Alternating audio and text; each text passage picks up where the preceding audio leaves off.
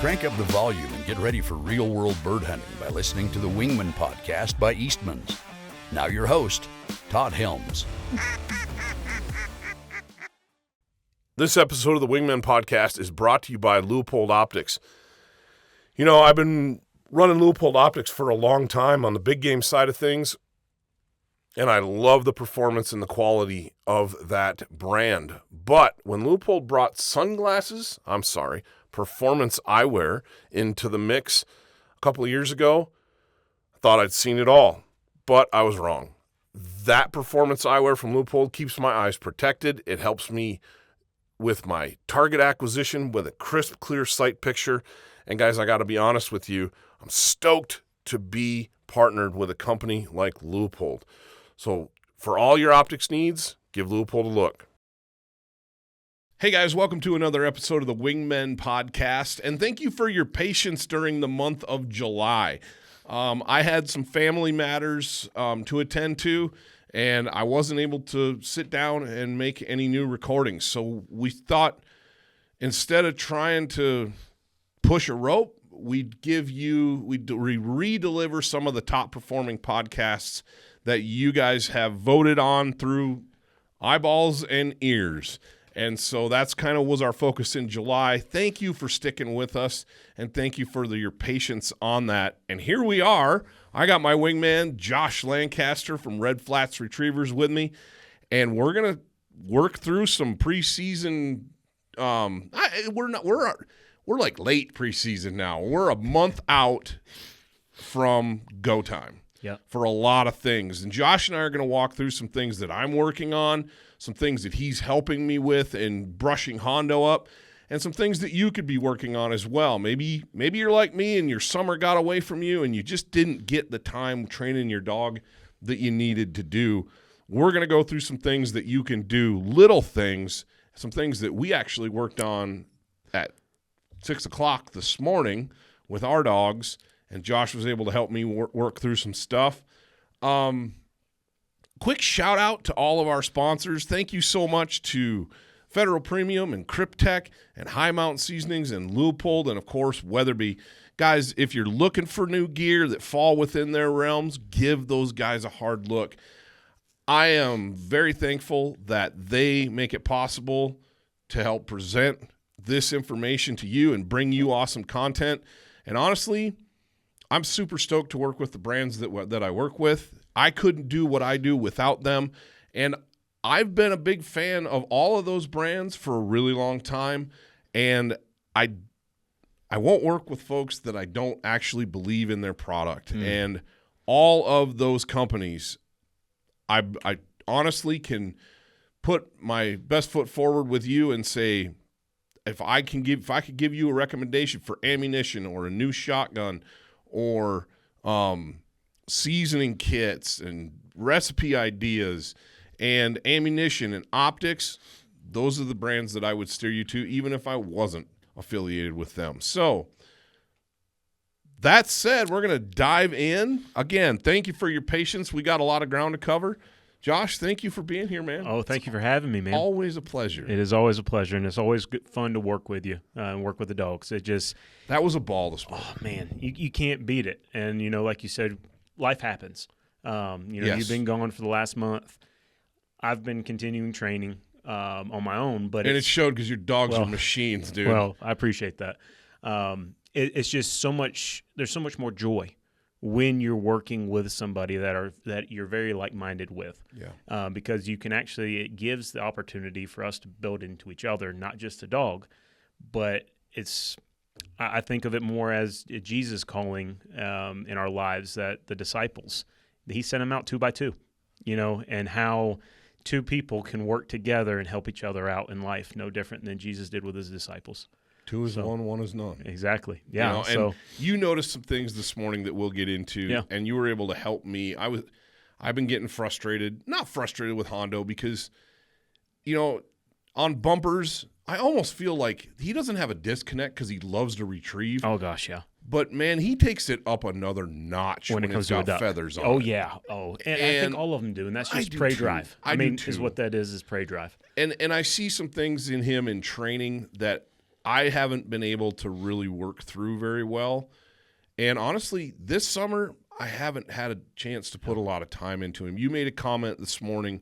You're like, man, he's in good shape. Mm-hmm. And black dogs hide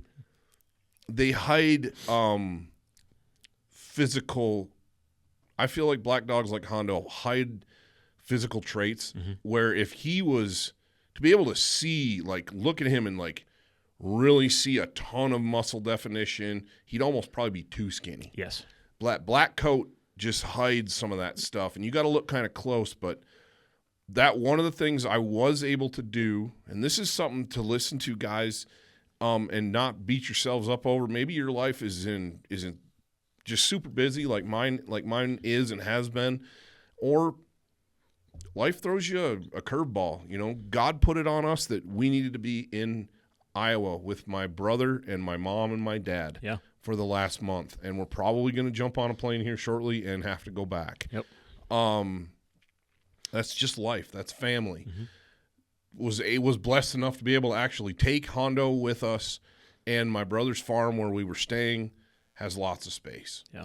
I didn't have because of heat conditions in the morning back there. It was 80 degrees right at the jump. I was getting up at 5:30, taking Hondo for a walk, and it was really obvious that it was too hot and too humid to do a lot of work with him. Yeah. It was cool enough in the morning that an hour-long walk, and he's off leash, running through my brother's CRP. He comes back soaking wet, which is good. But I kind of realized that needed to be the focus with a little bit of some fun bumpers and single marks and some pile work. And he came back he is ready for the season. He is in shape. Yeah. He's definitely legged up big time. Big time. He looks really good. I had multiple people on the road. Yep. We would get him out to air him. Multiple people want, man, that is a gorgeous dog. You know, he's in really good shape. Of course, the folks that don't understand, they're like, he's skinny. And it's like, no, that dog is an athlete. Yeah. And your dogs are the exact same way. You've been putting a ton of time in. You got a pair of Brittany's in your kennel right now that you're training for a client, and they are sweet, sweet dogs. I got a soft spot for Brittany's, as everybody knows. But yeah, so just that focus. We're a month out from dove season. We're a month out from early goose for a lot of people. We're a month out from early duck or teal for a lot of folks. A month out from some upland bird hunting, whether it's mountain grouse out here or ruffed grouse in the Midwest or whatever it might be. It's go time. Yep. And we need to be really digging down and brushing up on those skills. And so that's what kind of some stuff that we worked on this morning. Yeah. And I got to be honest with you guys. We're trying to do a ladder drill, and Hondo was getting it done, but he was popping and not kind of unsure. And it kind of dawned on me that I'm not sure if he's scared to make a mistake or if he's just not seeing those bumpers, so he's unsure of where to go. Yeah. And he wasn't taking a real straight line, which we've talked about. A hunting dog versus a trial dog. I'm okay if he kind of gets wide and downwinds a bumper because that's what he needs to do in the field. But you notice some stuff, and you're like, all right, this is what we're going to do. You didn't ask me. You just came over and took the reins, and I needed that. I appreciated that so much.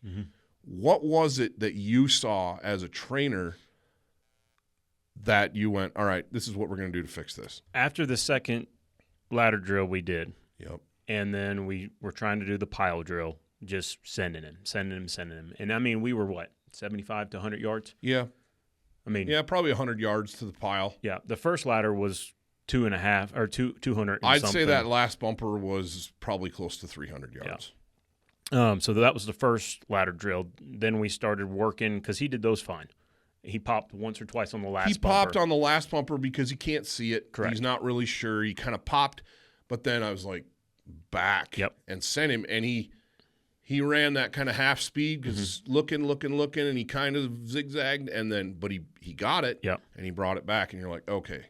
So what came to mind with that, and I don't know if you remember me that I directed you to actually use the whistle and stop him. Yes, I did. Of true direction, not just hunt, because we know he'll hunt. Right. But if he'll listen to your actual direction of casting, and so that next one, and that was to a pile. Uh-huh. And literally you beep, he sat and turned, and you casted him. You cast him back. He's got nice handle. He's got very nice handle. He does. It just needed, when was the last time that you used some handle? Yeah, and it's been a while. We did, like I said, we did a little bit in Iowa, but my focus was on my mom. Correct. And it should have been. And on family stuff. It should have been. And so, the biggest thing he was wanting direction from you is what I saw. He was wanting help because when he started popping, he started stopping and looking. He does that. Yep. He does that. He'll pop, he'll go dunk, dunk, dunk, and stop, and he turns and looks at me. Well, so that was the first thing for me of he's wanting direction from you. But then again, when I changed over your command of back from your heel to mark. Yes. That right there is a different indication for them. Certain dogs you can use back. Other dogs you can use their name or mark. Depending on how you've trained them, that's one thing with Dara. In the beginning it was back, but she kept on popping. I'm like, okay, well, I've already done marks with you. And it's just wagon wheel. Throw bumpers are in a circle around you. And that's what we went to after he was kind of struggling with the pile a little bit. It's conditioning them, getting them back to roots. Right. Which they've already been established. Back to the basics. And so, were we throwing them far? No. And you don't need to. 30 feet. But as you continue that, it just comes back, then it goes to further distance. Right. And then that's how I was telling you the next step after we get this kind of set is to do it in tall grass. Yes. So that they can't see it. Yes. But regardless of wherever you are lining them up on, I want you to go that way. Mm-hmm. And, a little bit of that, it may need some collar conditioning of forcing them. I'm telling you back. Right. And so it might have to push a little bit to get them to go instead of that popping every time. Nope, back. I want you to go back. Right. So just little things. Well, and when we set up wagon wheel, we used mark. Yep. And I would, if he was focused on a bird, I'd move him. Yep. And I'd be like, no, I want you to get this one. Yep.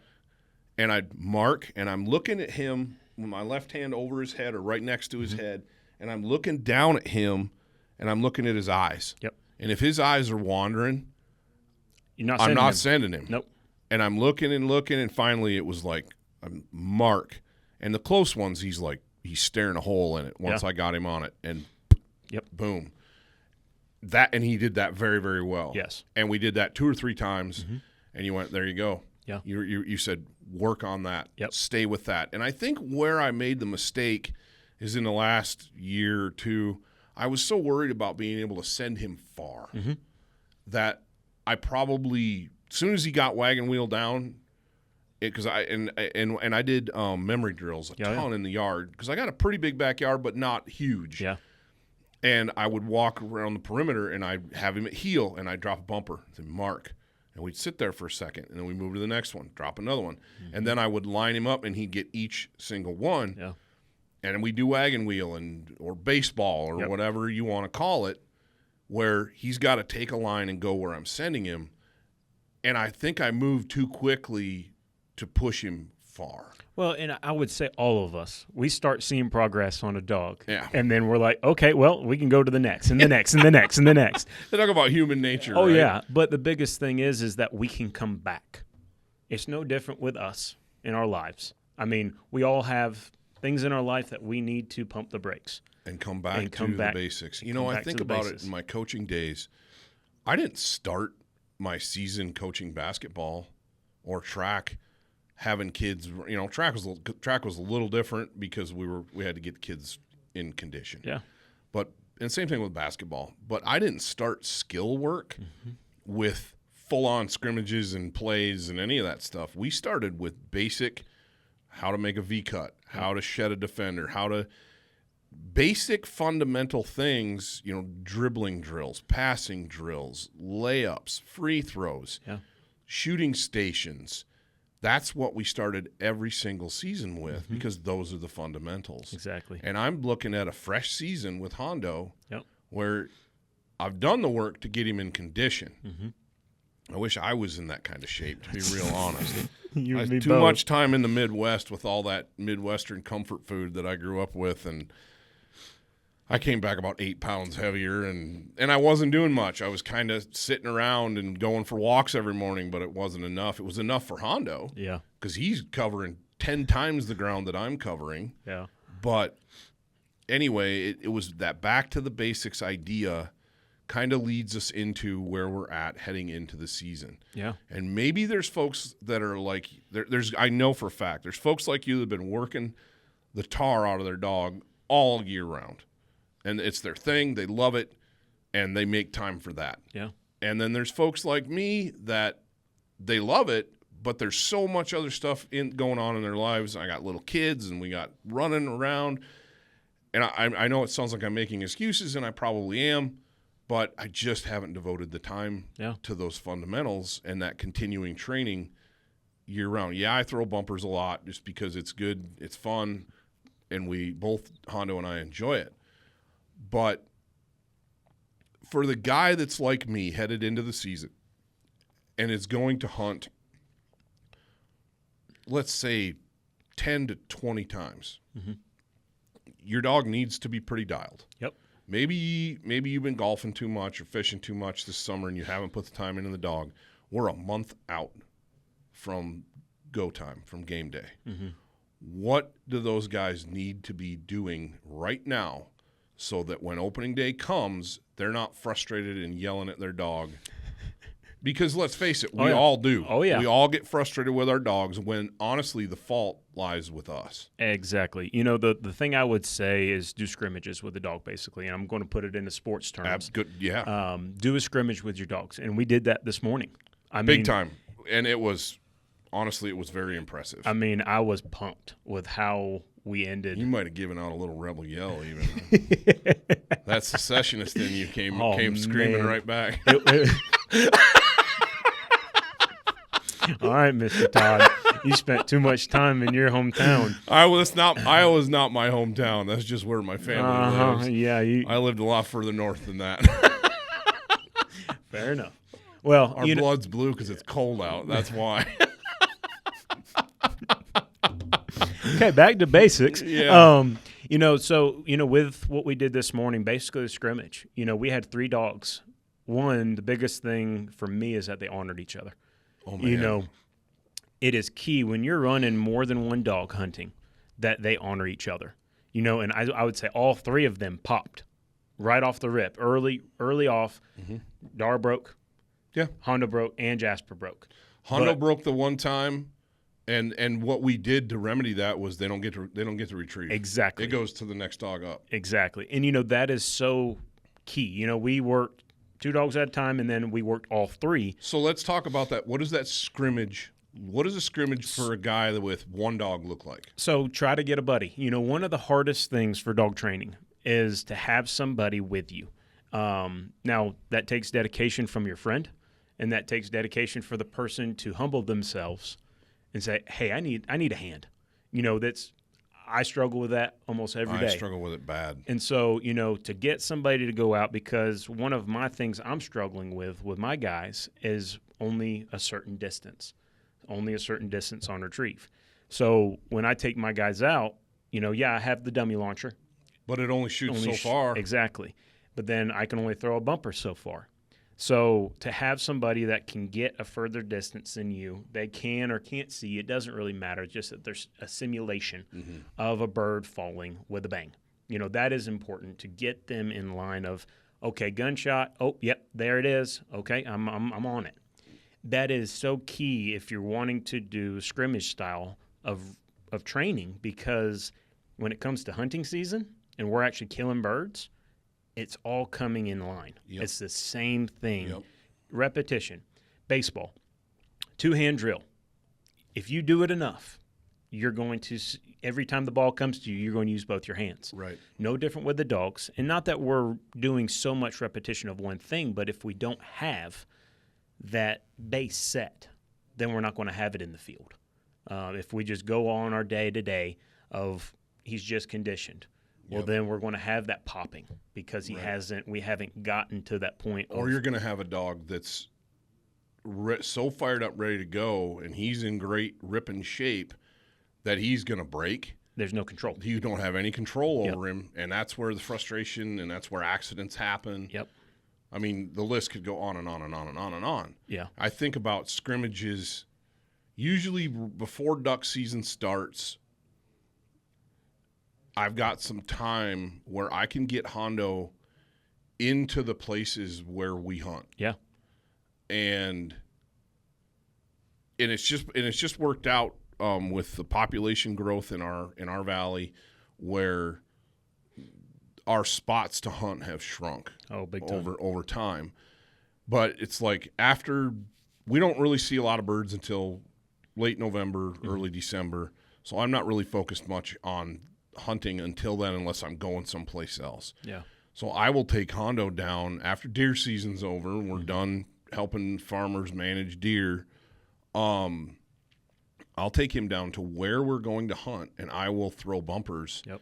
And I'll try to simulate what he's going to see during hunting season. You know, it's pretty controlled on most of our hunts where we're killing ducks in a hole. Yep. Every now and then we'll sail one and it lands in the brush on the other side, and I try to throw bumpers so all the way across or right in the main rip, or throw two and he's got to get one, and then I'm down the bank following the other bird.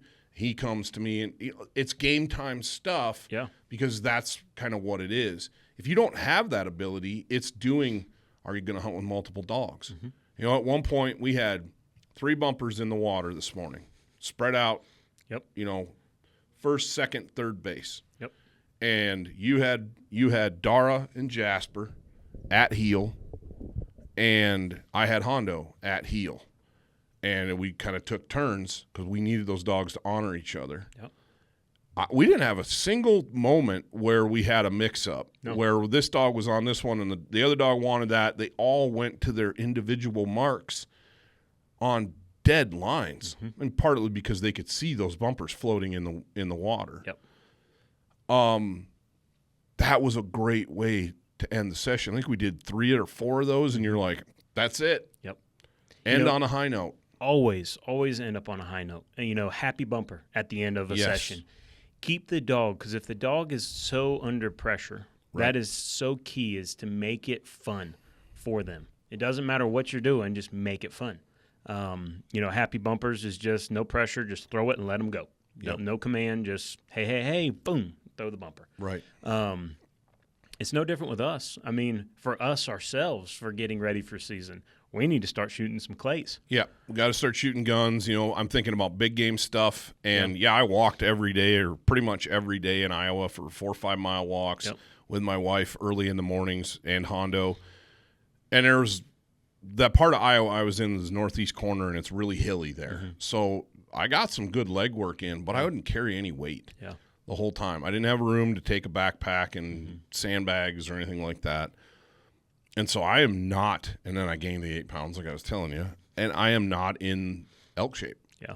And that's the first season for me coming up, and I'm going, dude, I gotta crank it up. I haven't been shooting my bow as much as I need to.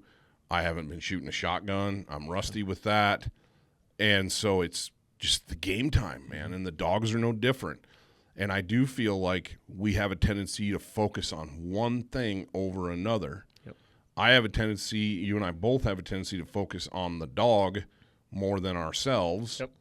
And so for elk, my physical fitness isn't where it needs to be. Yeah. For wing shooting, I haven't shot a shotgun since turkey season. Yeah. And I had every intention of doing that. I had stuff lined up. I had everything lined out. I had the whole summer planned out. We're going to do this. We're going to do this. I have these camping trips with the kids and the family and these fishing trips. And I've got, I'm going to shoot on Saturdays when the club's open. Then life happened. happens. Yeah. Life happened. And I couldn't do any of that. So where am I at right now? I'm behind the 8 ball a little bit, but it's not the end of the world. No. I mean, and that's the biggest thing, even with our dogs. are our dogs where we want them to be? And everybody's got their own level that they want their dog. And so the big thing with that is we can put so much of our own stuff on the dog. So if we are truly focusing on the task at hand, which is we want our dogs to be equipped for the season. Right. It's, we will then have to pick things. For me this year, I didn't draw any tags, which is perfectly fine, other than my antelope doe tags.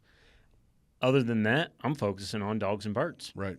So is it that bad of a thing that I didn't draw? In a way, I'm kind of happy that I didn't draw because I have a plethora of dogs. I feel like I was thinking about this morning as I was driving out to our training grounds, and I was thinking about I do so many different things. Oh, man. And I love so many different things that I'm not as dialed at any of them as I would like to be, because I have such a wide variety of interests. Yeah. The conversation got brought up here in the office the other day about golf. When I was in education, dude, I golfed a ton, and I enjoyed it. Yeah. And I wasn't half bad. I haven't touched my clubs in a decade. Yeah. And that's, as we grow, get older in life. I mean, there are things that, back home, I love to surf. I know that may come surprising. I love to surf in South Carolina. Was it the best waves? No. But I loved it. And then you can also just think about, we all do different things in life. There's chapters of life that we do. I shot competitively in college, sporting clay, skeet, and trap, and I loved it. Financially, it's so stinking expensive, but that was, we all have different stages of what we're doing in life, and it's no different with our dogs. Age-wise, their ability-wise, puppy-wise, we can't do marks and all that with a brand new puppy. No. It's just so cool to see, though. But as we transition with you and your kids, there are things. You take them go fishing. Y'all tear up some fish. Well, that's valuable time. You're spending quality time with your kids. Now, that's with hunting, fishing, whatever it may be. I'm going to just circle back a little bit, but it's what we're doing with our own self in our relationship with our Lord is the biggest thing. All the other stuff is minute. Yeah, no, you're spot on with that, Josh. And we could do a whole podcast on just on that topic in and of itself. But focusing on the things that you can control exactly at the moment, I think, is the hardest thing to do, because we all have so many responsibilities and interests and oh yeah, the list just doesn't ever stop. It's crazy, and if you let it, it'll eat you alive. Oh yeah. And it's like, no, you got to focus on one thing at a time and do the best you can do with that. Exactly. So back to the idea of running a scrimmage. Yeah. This is the problem with having Josh on a podcast is he and I get off in the weeds, and if you can't tell, we enjoy each other's company very, very much, and we have a tendency to talk about a lot of different things woven into one big topic. But the scrimmage idea, what specific drills should a guy like me be doing that coming into season? He wants his dog to be steady. He wants his dog to mark and get birds. Generally easy. Well, not easy because you need a buddy. That, and like simple. I said, simple. Simplicity is key on this part. Literally take a blind. We didn't have a blind this morning, but basically have it so the scenario would be almost exactly to what the hunting condition would be. Set up some decoys. Have it to where you were at my house the other day and there are decoys in the grass. Yeah, and absolutely. It's mocking it up to where at the end of the day, the shooting, the retrieving, it's all coming back to what a hunting scenario would be. And to have a buddy. Now, if you can't have a buddy, you can do it by yourself. It just isn't going to be exactly the same. Right. You know, the DT system that they have, the bumper launchers, it's a great aspect other than the bird's not coming from somewhere else. Right. It's coming from you. But it's falling. And so, you know, throw 4 or 5 decoys out in front of where the dog is going to be coming and going from retrieving. Mock it as close as you can. Blow the duck call. I mean, that's part of a hunt. Have chatter from other people if somebody else is there, because that's part of a hunt. Right. Conditioning your dog to where the control is there. With our dogs this morning, having 3 dogs working them, there was some chaos. You know, when I let Jasper out of the box, he is just they're jazzed up, wound up tight. Yeah, and, absolutely. You know, that is part of, you know, conditioning wise. You know, you don't need to be jumping in my face, bud. I mean, and Jasper's 2 years old. He's got a lot of gumption. So just mock it up as close as you can to an actual hunt. Throw bumpers, make it realistic as well as you can. You know, I have some frozen birds. You know, I almost brought some birds, pulled some out of the freezer last night so that we could have some feather, because it changes, like we were talking about earlier. It changes hold, and a frozen bird really changes hold. They need to be thawed out a little bit. Well, but yeah, it's hard. They're hard. They don't feel the same as a fresh bird that you shoot does, but it's feathers in the mouth. Yeah. And I think a frozen bird, especially like a duck, a goose is a different ball of wax. It's like trying to train with frozen geese. You got to have a grizzly bear of a dog to be able to just grab that and manhandle it. But a frozen duck, especially something like a hen mallard or something that's a little smaller, that just about any dog can get its mouth around the center of that bird. That, I feel like, really, really reinforces proper hold. Oh, 100%. Because they can't grab it by the head. The feet are frozen, so they're sharp and they're hard. You know, I go back to like the Dawkin bumpers back in the day, the Dawkin deadfowl. It's all I used for a really long time, and they can't hold it by the head. Oh, they can, but it's not. They don't like doing it. Correct. The feet are hard, and it really reinforced that mid-body hold on a bird. And I feel like frozen birds are very similar with that. Yeah, you set me up training with a buddy. We ran some scrimmages this morning. The dogs did great. They did. When it came to scrimmages. If we wouldn't have done that, and I attribute this to you and your vision out there and keeping the big picture in mind, you know, if I'd have ended on pile work, yeah, it was okay, but it wasn't ideal, and I'd have come away from that frustrated. Slightly discouraged, yeah. Yeah.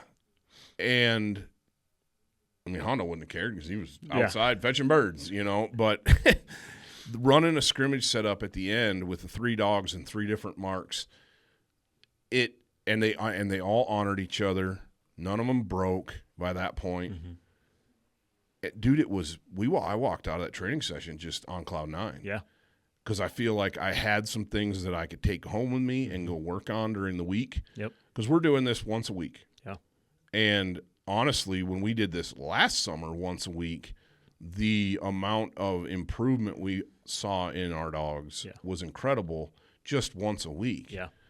And then taking that home and working in the backyard in the evenings, or, you know, you go for a walk and you run a couple of things, it all adds up. Oh, yeah. But focusing on this time of year, focusing on what you can control, getting your dog in game time scenarios and scrimmages, getting them around other dogs, getting them around your buddies, getting them around decoys, all those things are going to pay massive dividends later. Yeah. And, you know, I'm as guilty as the next guy of not putting that time in the past.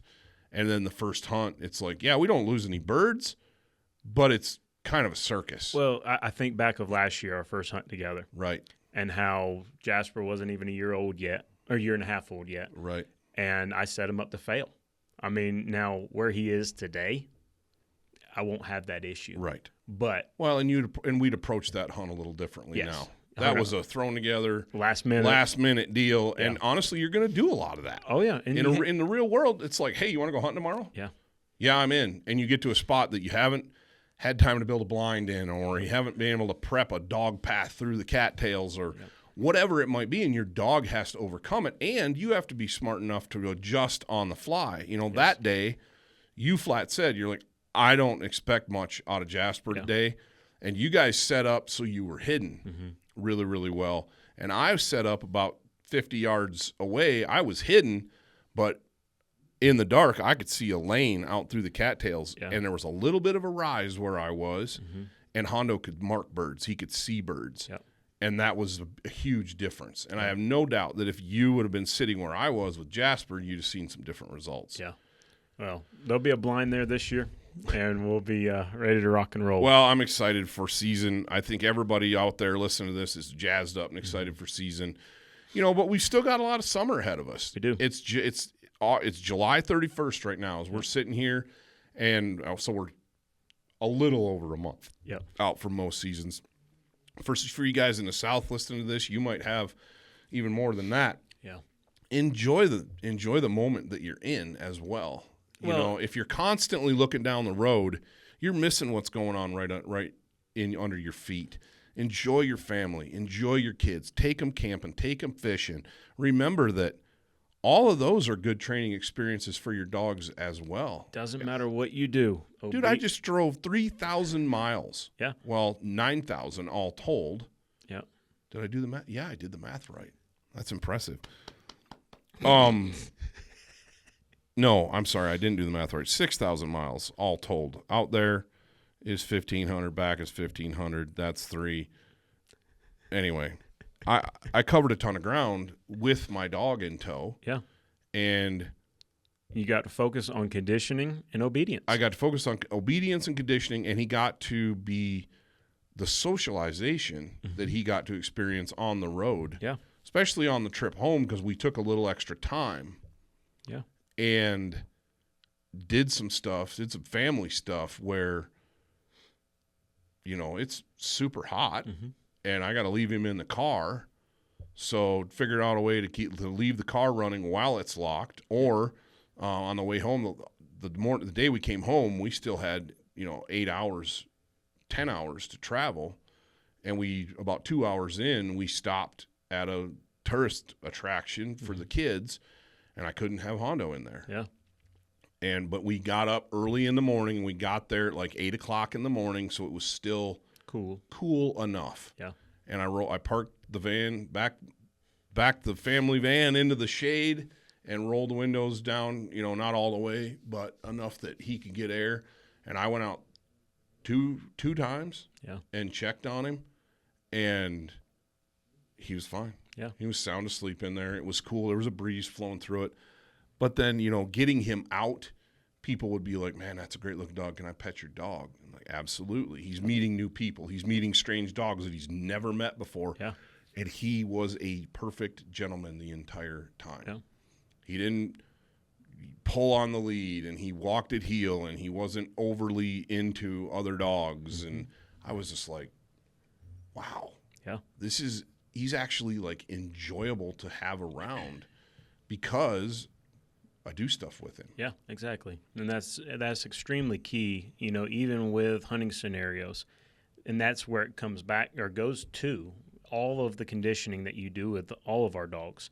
If you don't take them into Tractor Supply or Baumgars here in town or Murdoch's and let them socialize. Right. And then they run into a dog that they've never met on a duck hunt, and then there's a scuffle, there's a fight, there's nobody wants to have dog fights. No. I mean, it makes the first bit of the morning when you release the dogs out of the box, it makes the hunt not as enjoyable. And there's gonna be some of that, where they're there's always some of that. Yep.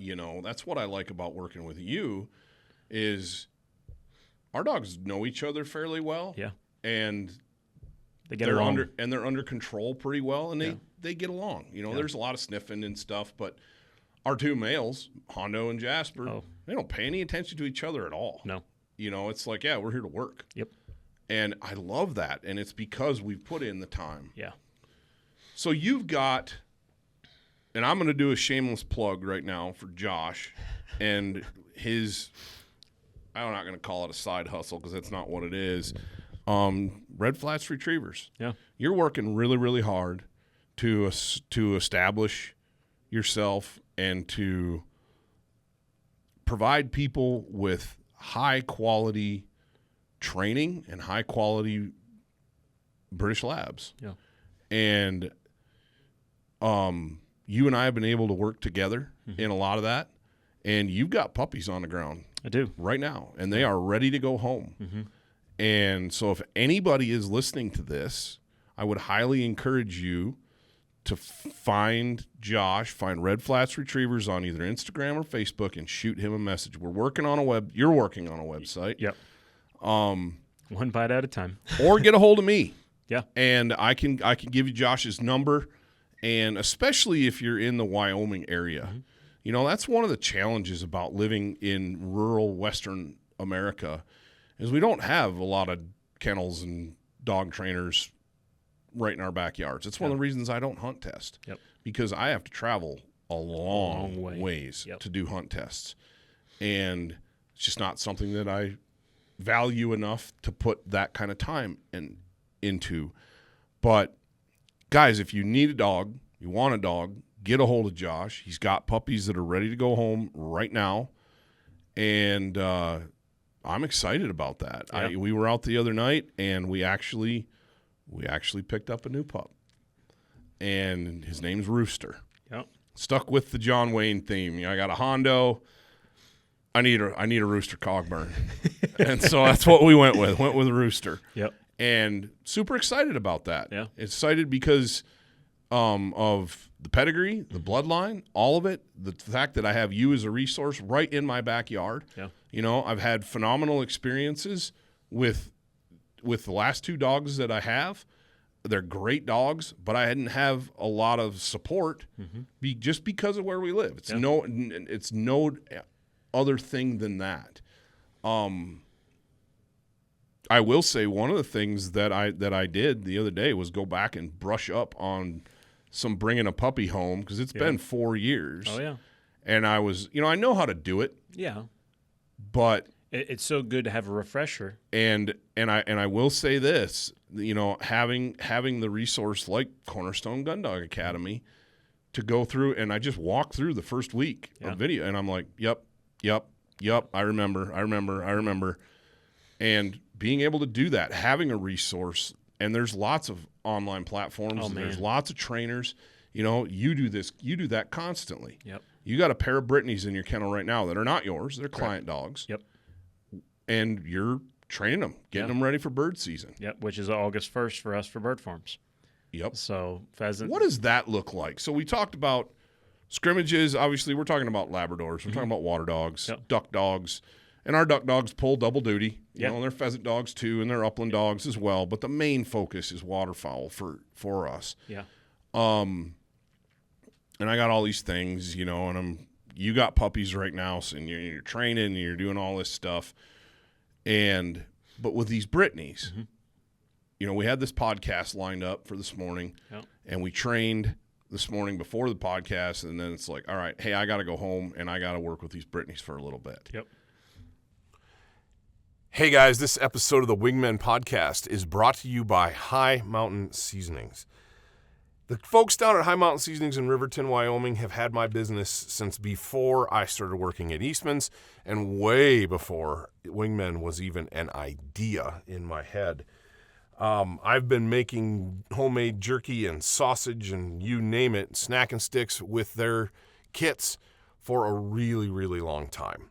Having the pleasure couple years ago to go down and take a factory tour and film that and do a duck hunt with one of the guys from the company, Brian Tucker, was a pleasure. They have such a cool operation down there in Riverton, Wyoming, and to think that their product from little old Riverton spreads out all over the country and into Canada is mind-blowing. I know they do business internationally as well, but it's incredible to me. I can go in so many different places, from the local grocery store to any of the big box sporting goods stores, and find that product. I can go in, I can grab a box, I can take it home, and I can, within 48 hours or 72 hours, I can have some of the best goose jerky known to man. I can put that on a plate and you wouldn't know it's goose. I mean, a lot of guys be like, wow, this is amazing venison jerky. And it's like, hey, thanks. Yeah, you're eating goose. Like, what? This is goose? Thank you, High Mountain Seasonings. It's not just jerky kits, though, that those guys do. They have a whole ton of products. So I would recommend that you go over to highmountainjerky.com and check out the full assortment of products that they've got down there in Riverton, Wyoming. Totally different dog. Totally different dog. use. Yep. What's that look like? So one of my clients is wanting one of the dogs to retrieve to hand. So Okay. I've started hold training, force fetch, which he had already been force fetched. So it's reconditioning. He Right. hasn't done it in years. Right. And so what I'm doing with that, with my bumper launcher that I have, it is a gun. It's a rifle that Right. it looks literally like it would be for a pheasant hunt. So what I'm doing is I'm mocking out pheasant bumpers. So I use pheasant scent, and I put those out before I even turn him loose. He points that scent, that bumper. And then I take that dummy gun that's got pheasant scent on it. Easy, whoa. Because, I mean, it's no different. I'm mocking the hunt, basically. Right. And then It's a scrimmage. It's a scrimmage. And so literally I rear up like the bird flushed. Boom. There goes the bumper. Okay. And so on these guys, being out here in Wyoming, pheasants don't hold. So there's no I don't think pheasants hold anywhere. well, okay. When you're talking about real wild pheasants, yeah. they don't hold. You got to push them into a We place. could get on a rampage about birds that hold. But, so what I'm training him to do is when that bird gets launched, he's going. No different than it would be for a pheasant, Right. a flushing pheasant getting up and going away and getting shot. And the light bulb switch has gone off on him, and he is just a monster when it comes to that. The little female I got, she is really soft, so I've had to recondition some things and trying to get her to do the exact same thing. Sure. She's just taking a little bit more time Sure. to get that hold conditioning to line up. She'll point all day long, but Right. she doesn't want to retrieve. Fine birds and Yep. yeah. So, and there's things for that. Brittany's are great. I love them. Yep. I mean, and for every different person that's out there, we all have our dog. I mean, Right. and, for us, it's labs. We use our labs for both. Now, are they going to point as well as a Brittany? No, they're not going to. But I would be surprised of retrieving of which dog, because a lab is made to retrieve. 100%. I mean, that's what they were bred for. It's yeah. what they were designed for. And so just basically I'm scrimmaging with these guys every day. And one, getting them legged up, they take off running. They're the huntingest fools I've ever been around. I mean, I've trained a lot of English pointers back east, and they're hunting fools. They got long legs. Right. They just go, go, go, go, go. And so what we're working on is that distance-wise. Both the gentlemen that I'm training these dogs for are older.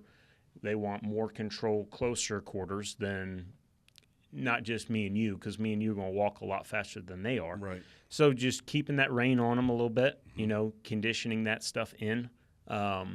And it's just it's so cool to see, because our training session this morning, and then I ran home and worked those guys. And I've had a buddy of mine come out, and we've done some mock of he's shooting, I'm working the dog, running them on a check cord lead that I can, Control. whoa. Yeah. Yeah. I mean, and it all comes back to obedience, and where these guys aren't heel trained. I mean, they're just running, they're hunting, Yeah. and so just having the ability to do multiple different things. Instead of heel training, they're whoa trained. When I say whoa, that means you stop. That's Right. their stay. Now Right. that's not sitting, that's standing up. Right. So it's just little things, but I'm on cloud nine. That's one of the things that I appreciate about you, though, is I see so many dog guys. They do pick an area of expertise, and there's no doubt that Labradors are go-to for sure. But you have the ability to take your vast experience in South Carolina with bird dogs and with coon hounds and whatever it might be, and you can see. In a lot of respects, a dog is a dog. Mm-hmm. They're going to do dog things. Oh yeah. And you have this rare ability to look at a dog, I don't care what the breed is, and you can read it. Mm-hmm. And you can be like, okay, that's what's going on here. This is how I need to approach that. That is invaluable. And I know for a fact that if and when, I'll just say when, I do end up with a bird dog, yeah, whether it's a pointer or a setter or a Brittany, probably going to be a Brittany, I'm going to lean on you. Yeah. Because there's things that that's going to be out of my realm. Yeah. Well, it's going back, and I brought this up to you the other day with Jasper, of him pointing chickens. Yeah. And I mean, so what I've done with that, I'm going to get. I mean, I've started his woe training, and I mean, just kind of reinforcing what he's doing naturally. Exactly. And so now, is he a pointing lab? No, he's not. But you can, the way that these guys are, and nothing against American English labs, I'm sold on the Britishes. They are just the trainability, the diversability of these guys. It doesn't matter what you put the task at hand. Yep. You can do it with these guys. Yep. They're just so trainable. And we are blessed by God with these good dogs. I mean, yeah, dude. I mean, I did a lot of research into both my past labs. My first lab, Josie, was some guy stapled a paper plate to the cork board where I work, and I went that afternoon and bought her. Yeah. But I was single. I didn't have a family.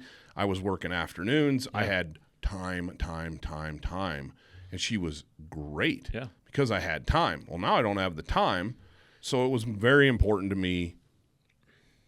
When I got Mackinac, I had a little more time than I do now. I didn't have kids, but I wanted a British lab. Yeah. And I wanted I didn't research bloodlines or anything like that. I just wanted a very reputable breeder, and I felt like at that time I felt like I went with the best choice that I could make. Mm-hmm.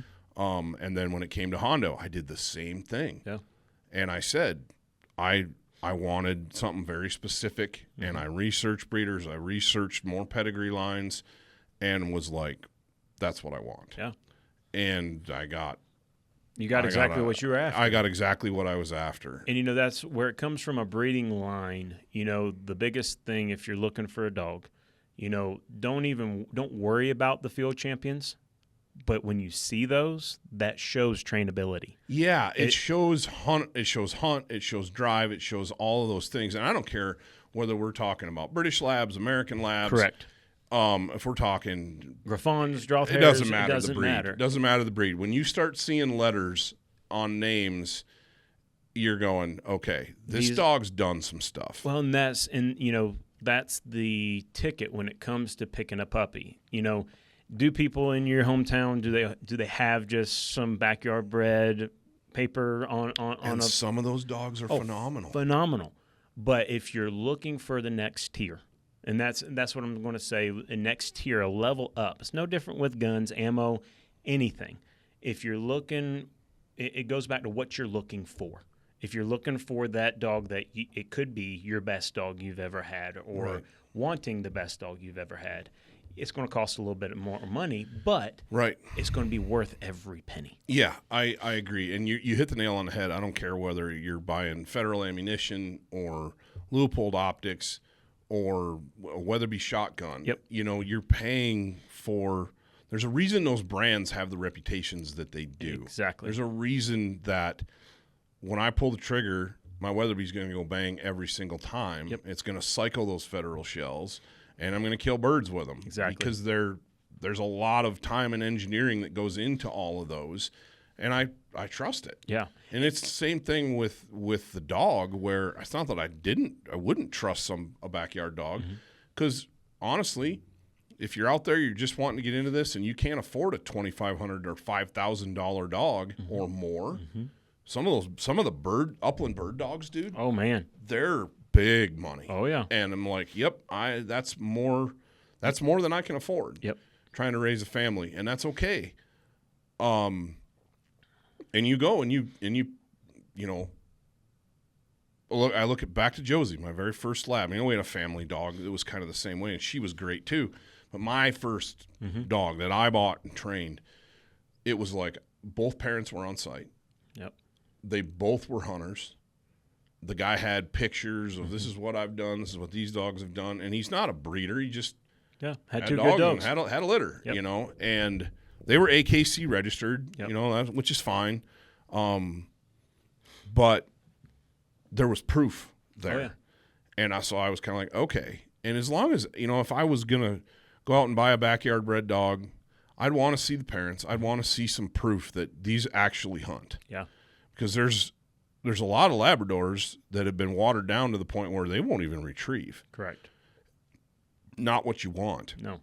Show me that, okay, yeah, this isn't some high-powered breeder with a fancy website and social media and all this other stuff, but does this guy hunt these dogs? Mm-hmm. Do these dogs actually hunt, and do they actually do? And if you've got that as a basis, man, you can go a long ways with that. Yep.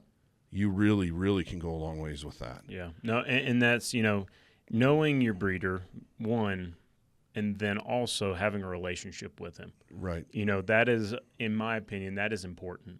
For the red litter that is gone, you know, every single one of those people that bought a puppy, I'm still in contact with them. Right. And, you know, I'm getting pictures and videos of That's what so those cool. puppies are doing. And, I mean, I'm tickled with the program that I have and where it's leading. You know, it's still small, and it's going to be small. Yeah, and I don't think there's anything wrong with small. No. But quality over quantity. That's what I think too, and that's what I look at this current litter that you've got on the ground, and those dogs are quality. Yeah. You know, so I go back to, I've been gone. I haven't had a chance to spend any time with the litter. I haven't seen these puppies.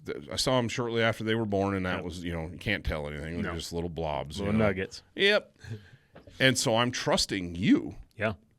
And I'm saying, you know, this is what I want. You know how I hunt. You know the demands that I'm going to be placing on a dog. Yep. Not just in the field, but in the home as well. Yeah. And so you're like, you know, we kept in touch over the phone, and you said, I want a male. You said, I got 3 males. Yep.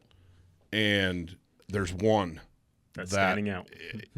I think he's what you want. Yeah. I think he's what you want. And we've talked about this before, trusting your breeder. Yeah. And there's a fine line between staying in contact with your breeder.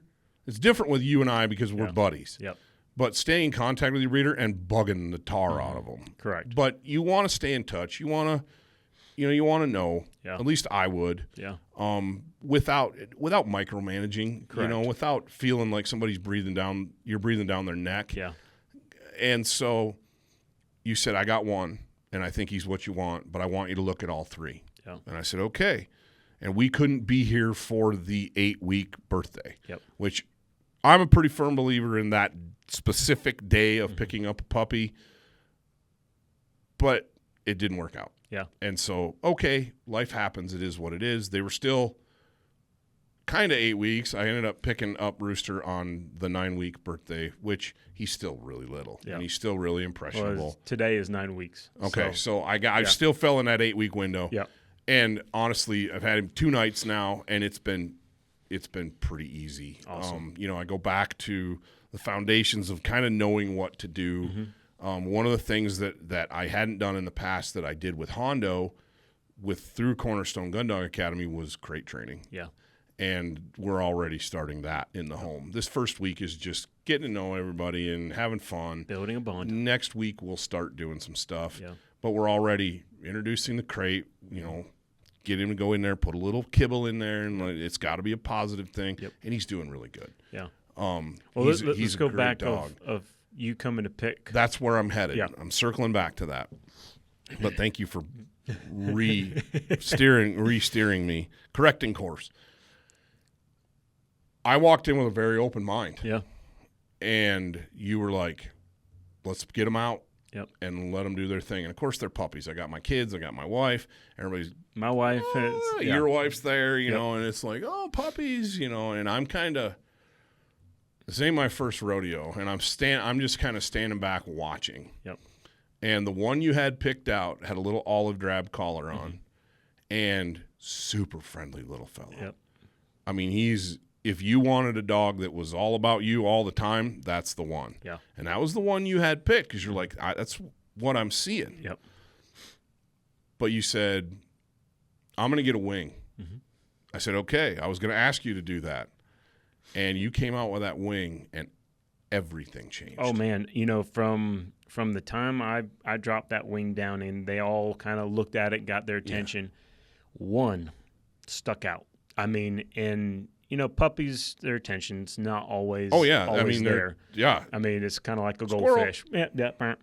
So, but this one puppy, and I think it was a light switch for both of us, and it was like, oh, done deal. You hit the nail on the head. You're like, well, that changes everything. Exactly. And so, you know, that puppy, the lime green collar, that boy's got prey drive like it's out of control. It's crazy. It's crazy. For all the other two males are just going around playing with your kids, and this one is just steady.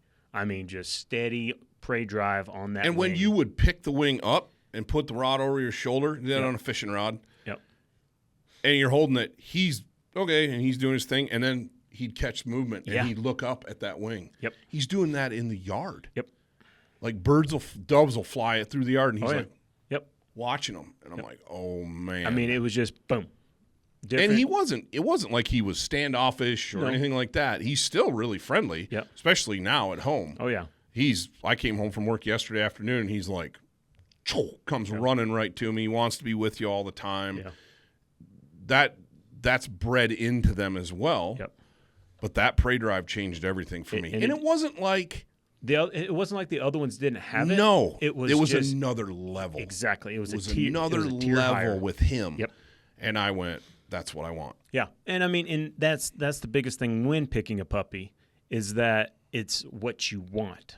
Now, the little red collar, little female, she's going to be one that she doesn't need you to be with her all the time. She can be by herself. She can do her own thing. Right. The olive green one is more wanting to please. Oh, he's got all the time. You. And this is the thing that I noticed about the whole litter, because we did see the whole litter. Yep. They're all vibrant, bright little dogs that want to be with you. You know, they're all friendly, but there was something specific about Rooster that stuck out, and it was that wing. It was that prey drive that tipped the scale in his favor. But I had listened to you, and you're like, all right, there's only 3 males. I know you want a male, so that narrows the field. Yep. But there's one in particular. And would we have made – there's not a bad choice out of those 3 males. They're not a bad choice in the whole litter. No. But for what I wanted, we both saw it. Yep. And it was like, okay. And it was a classic case in point for me of listening to your breeder.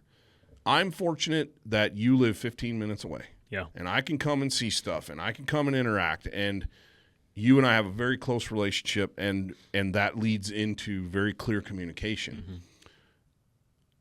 I haven't had that in the past with my last 2 dogs. Not that there hasn't been clear communication. I lived a long ways. Yeah.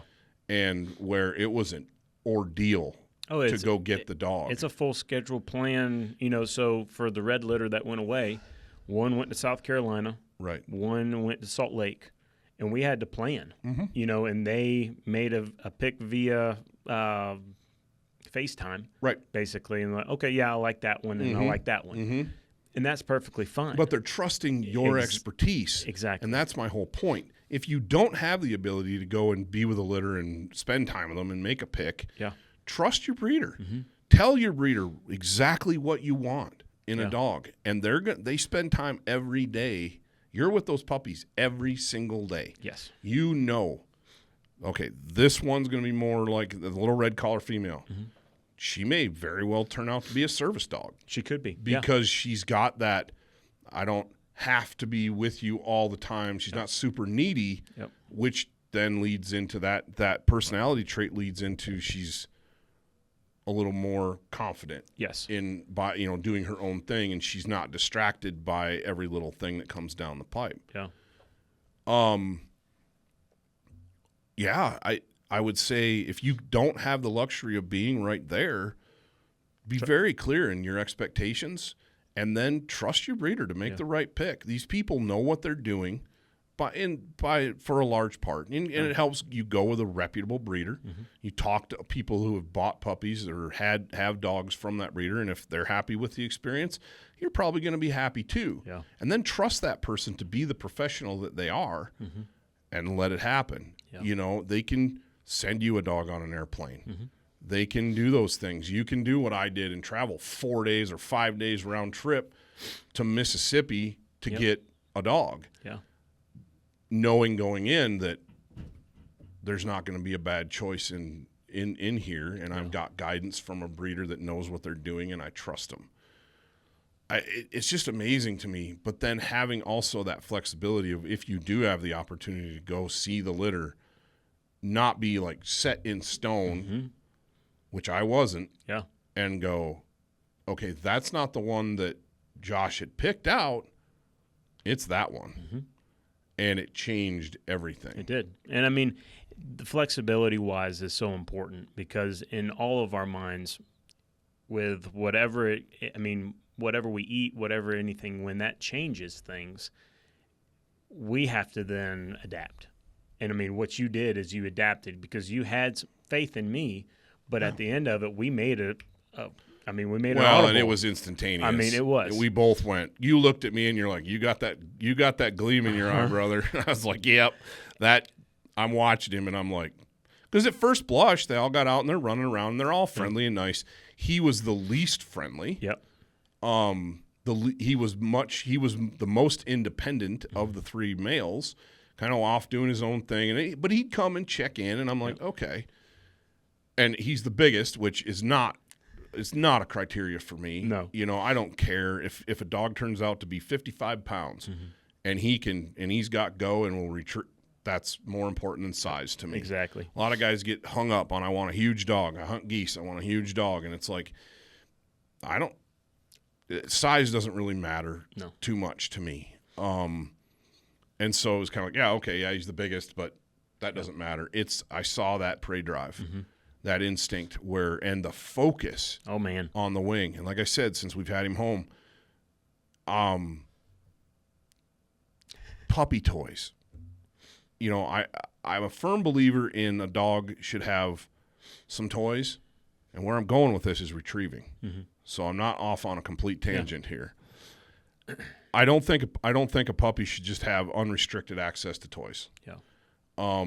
But a few toys that you could play with them and encourage some retrieving especially is big. Yeah. And he's been home. We've had Rooster 2 nights. The first night, it was just let him get used to this, and he was pretty confident, did pretty good yesterday and last night, where he's like, he's home. Yeah. He's good. And I got a little plush pheasant toy. I had no stuffing. Yep. He's not allowed to just sleep with it or play with it or whatever, unsupervised, but we get it out and play. It's got squeakers in it, but I'm less concerned about that, him ripping them out and choking on them, because it's supervised. It's controlled. Yeah. But no stuffing. And I've just been tossing it just a little ways. And that little turd, he was on my right side of my lap, sitting on the floor, and my legs were out straight, and I tossed it over here, 5-6 feet, and he got a run and start, jumped over both my legs, ran and got it, and came right back with it. Yeah. And it's just ingrained in him. Oh, yeah. And I'm like, pup, pup, pup, pup, pup, pup, pup, pup, come here, Rooster, come here, that a boy, And he's bringing it to me, and I'm not snatching it from him immediately. I'm letting him, I'm loving on him and petting him, and he's carrying it around and wrestling with it. And then when I get a chance, then I take it and we do it again. Yeah. And it's just that very, very base thing. But, man, is that instinct hardwired in him. Yep. Hardwired. And I am so stoked. Awesome. My kids are on cloud 9. My wife loves him. Yeah. Everything is just great. And it was time. When we put Mackinac down last winter, that was the end of an era for both our family and for Wingmen. I'd seen that coming, so I would personally like to have like a 3-year rotation in my dogs, and it's going to be 4. More, probably closer to when Rooster's really ready to carry load and work hard. Hondo's probably going to be about 6. Yep. And that's okay. Yeah. But for what we do, I need 2 dogs. Oh, yeah. Or if I had the capability, if I had the place for them, I'd probably have more. Yeah. But if you only can have 1, there's nothing wrong with that. No.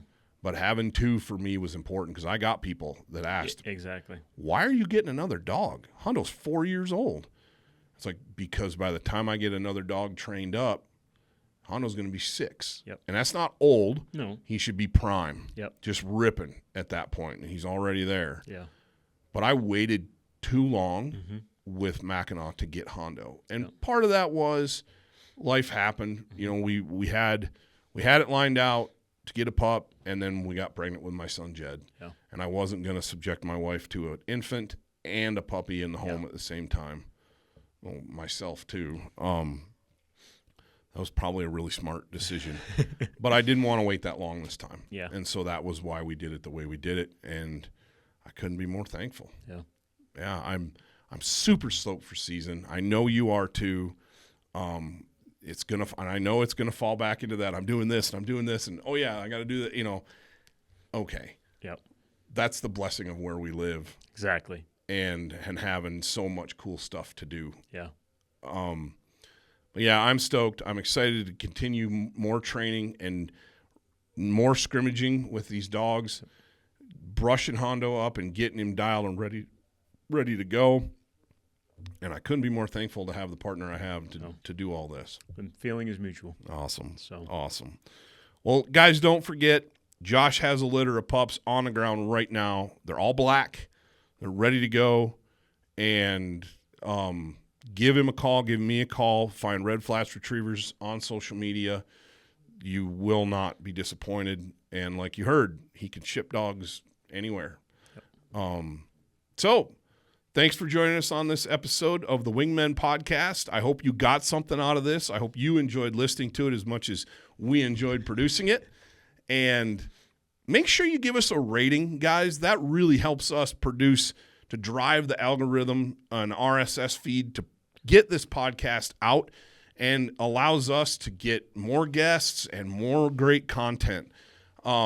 Josh and I have been leaning on each other pretty hard for a lot of things lately, but I do have plans for other guests outside of all of this to talk hunting and get more diverse again. There's a great spate of past episodes to listen to. Man, I've been blessed to have some amazing guests on the podcast over the last couple of years, and that's in large part because you guys make comments on your RSS feeds. You give us ratings. That drives it, gets people out there, and gets these episodes out there so folks can find them and listen to them. Make sure you're following us on all of our social media feeds as well, Facebook and Instagram in particular, and check out the YouTube channel, the Wingmen YouTube channel. We got hunts on there. We got gear reviews on there. We got tips on there. Awesome stuff. And until next time, guys, thank you for watching, and we'll see you in the field.